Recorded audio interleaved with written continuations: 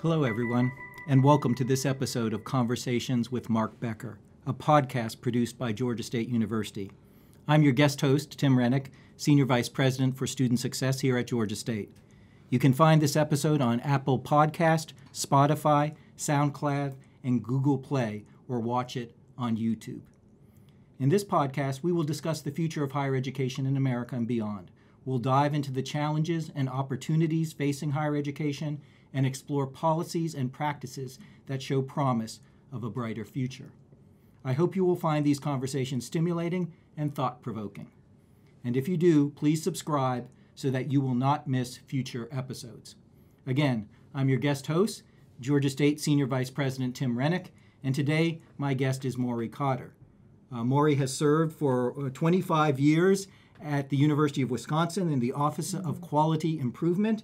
And over that time period, you had the opportunity to oversee University of Wisconsin-Madison's strategic plan and a lot of the processes for improvement. You were a consultant to many of the academic units at University of Wisconsin as well, offering advice and so forth. So welcome. It's great to have you here today. Thank you. Thank you. I'm delighted to be here. And it's good to reconnect. Maury is an old friend of Georgia State, our president, Mark Becker, and more recently, we've got to know each other as well. So it's great to have a chance to talk to you. So I think the first question is help people understand what do we mean when we talk about a strategic plan, especially at the university level, and why is it important? I think a strategic plan answers key questions for an institution. And the first thing I do when I start working with someone is ask them, you've got a finished strategic plan, what questions has it answered for you?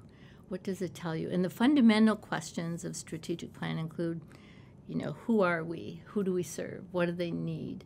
Where are we trying to go? Where are we now in relation to that? What do we need to do to get from here to there? So those are the fundamental questions, and of course you want ones that are unique to your institution as well. And I think it's important because, we're all busy every day, and a lot of our time is soaked up fixing problems and being reactive to things that happen. And what a plan can do is help you shift enough of that energy towards creating a better future for your institution and those that you serve. And once you've created it, it can also help you tell your story.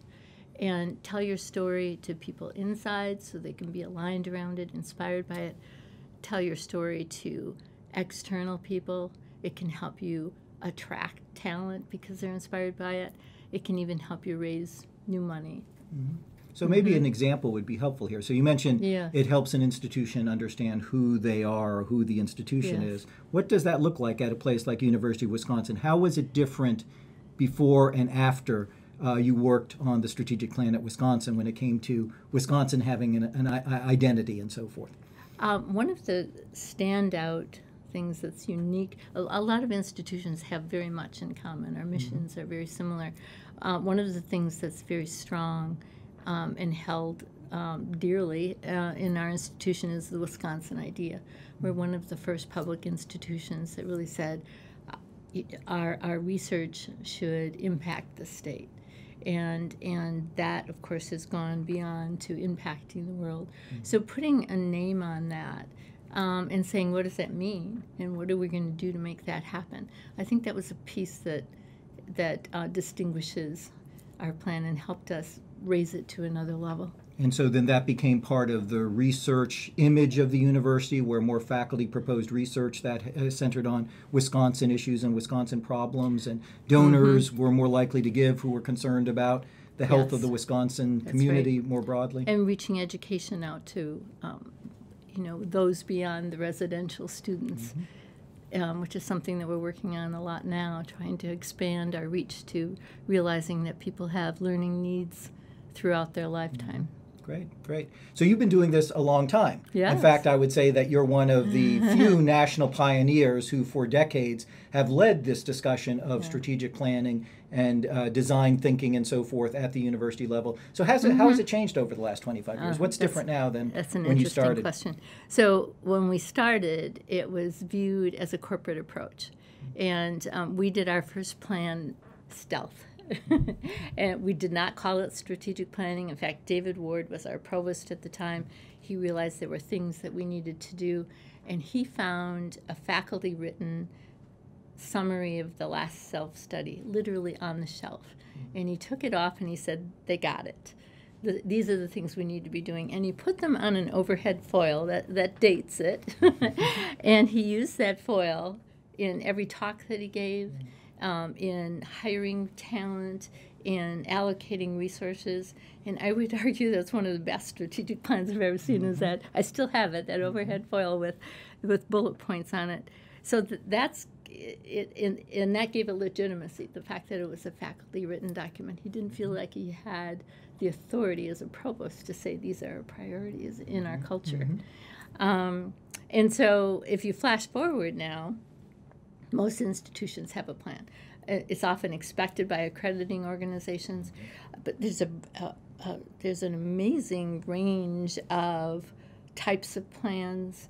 I just worked with a university or talked with a university recently that paid $14 million to an external consulting firm to help them develop their plan. Right. Wow. So to somebody deciding that there are 3 priorities, and it can be top down, bottom up, broadly engaged or not. So there's a wide variety, but and sometimes they're down through the organization where there are plans at the various levels, and sometimes not. So there's a lot of variety, but I think people are starting to ask those questions and starting to have some kind of a guiding document. So that leads to the natural question. All these different types of plans out there, different levels, different approaches, faculty-led, administration-led, staff-led.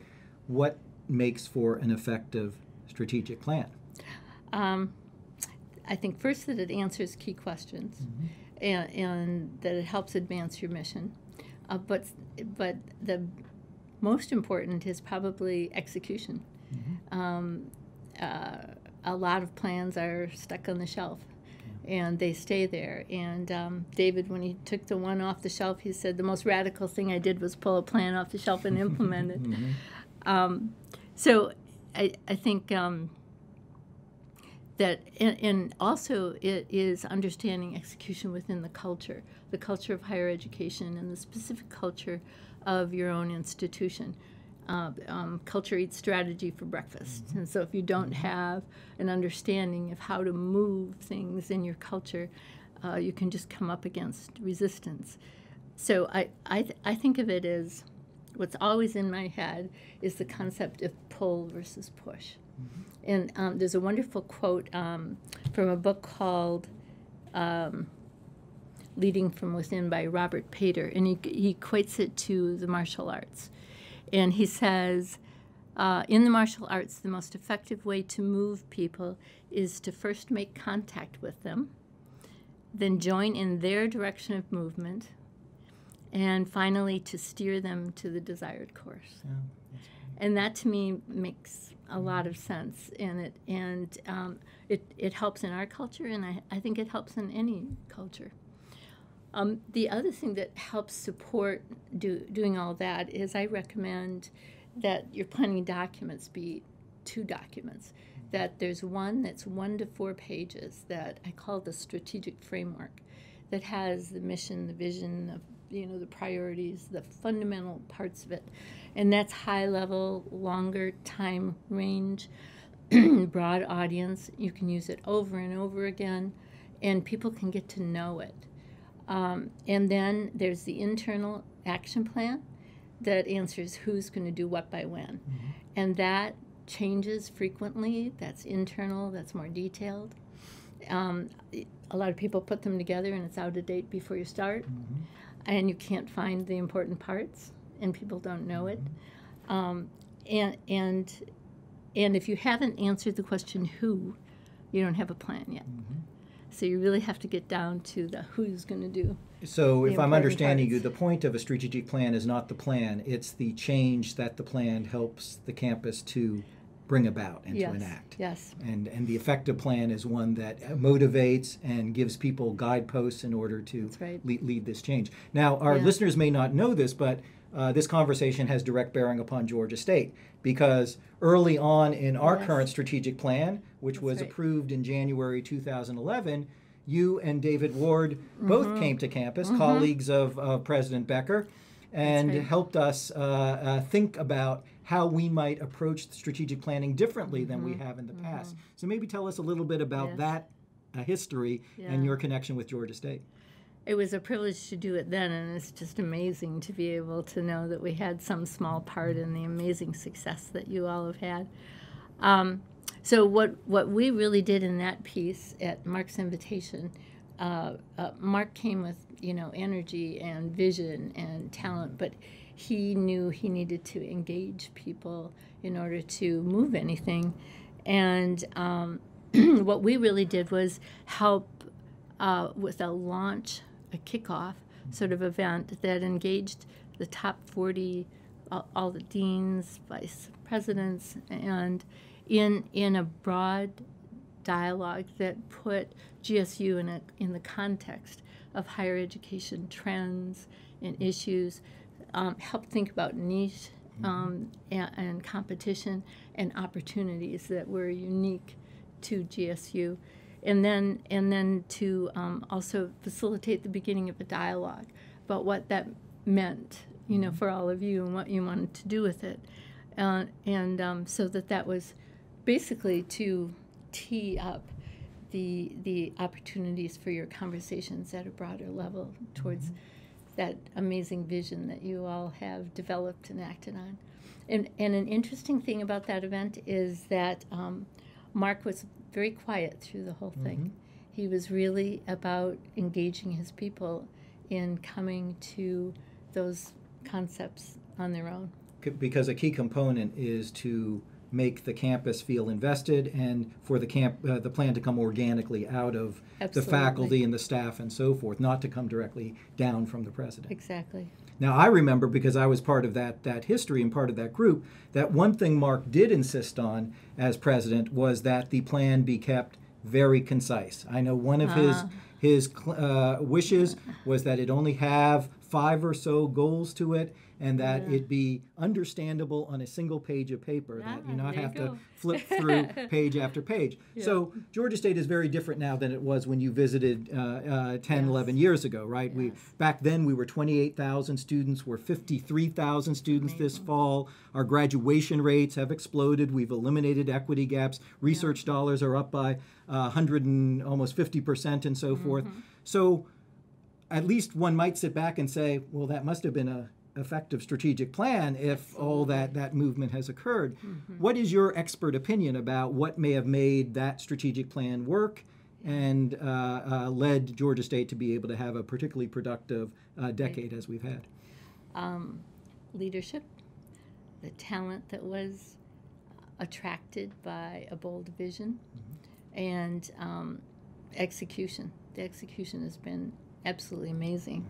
And I think that it was such an inspiring vision, and that has attracted so many people to be loyal to the institution, and to you and I were just talking about how people stay a long time even though they might make more going somewhere else.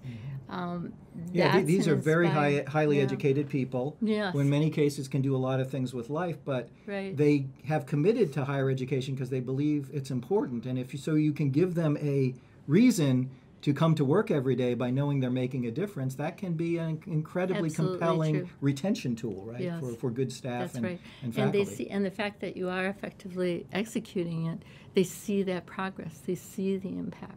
It's not just an inspiring statement that attracts them. It's that they have a role in actually seeing things happen that matter. And the other thing I wanted to emphasize and compliment you all on is the fact that the scale that you've paid attention to. So you've paid attention to scaling inside your institution, but also externally. And another favorite David Ward quote of mine is that higher education knows how to innovate. We have pockets of excellence everywhere, but we don't do a good job at scaling. We go on to inventing the new thing. And you all have made a real commitment, not only, again, to scaling within, but scaling externally, sharing your story, hosting people. That's why I'm here with people from my institution today to learn from what you all have done. And this podcast is an example. You're writing, you're speaking all over the country.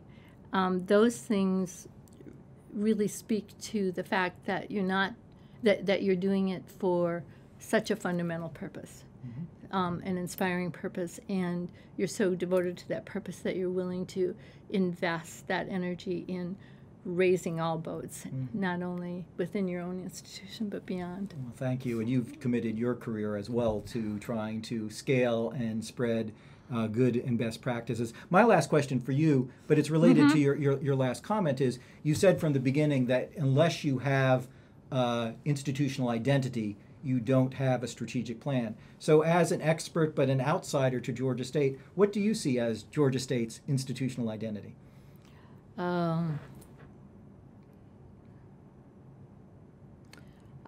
I would say the commitment to success for all students and the belief that that's possible, and the constant quest to use every means that you can, from technology to human nature to just hard work, to come to that point where you are raising successes for people that would otherwise not have a chance. Thank you. Yeah, President Becker is not with us today, but I think he'd be very pleased with that characterization of Georgia State. So, Maury, thank you so much for being part of this conversation today. This has been Conversations with Mark Becker, a podcast produced by Georgia State University. And you've been listening to a conversation with Maury Cotter, a strategic planning expert from the University of Wisconsin. To hear future conversations with leaders who are helping the future of higher education, you will find Conversations with Mark Becker on Apple Podcasts, Spotify, SoundCloud, and Google Play, or you can view it on YouTube. Thanks for listening, and remember to subscribe so you will not miss future episodes. Thank you.